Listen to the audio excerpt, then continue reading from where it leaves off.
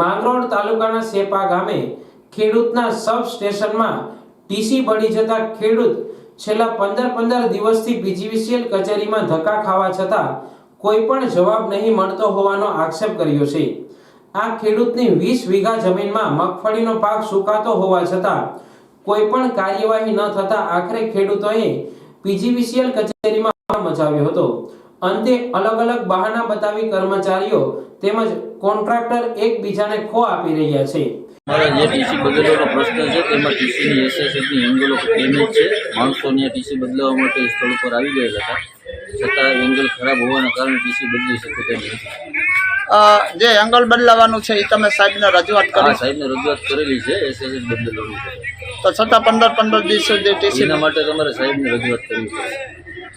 તમે નહીં, મારે એંગલ બદલવાનું નથી, મારે ટીસી બદલવાનું છે। ત્યારે ખેડૂતની મગફળીનો પાક સુકાઈ જાય તો જવાબદાર કોણ તેવા અનેક સવાલો ઉઠાવતા આખરે ખેડૂતોને આશ્વાસન આપી રવાના કરાયા હતા। મારું નામ દેવાભાઈ જેઠાભાઈ ટોડિયા, ગામ સેપા। અમારે ટીસીના 15 દી થયા, બદલાવ આવ્યા નથી, એંગલના બાના કરે। અમારી 8-10 લાખની માંડવી છે, એ બધી ફેલ થાય તો હું અમને સીબીવાળા આપી દે ખરા?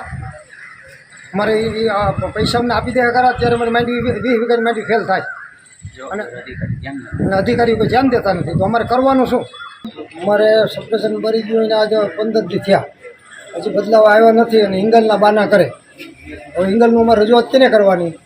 અને માંડવી આજ 20 દી અમારી હુકાય, બિલ લેવા આવે છે ત્યારે બિલ અમારે ભરવાનું ક્યાંથી? માંડવી હુકાઈ જાય તો એટલે અમે આ રજૂઆત કરીએ।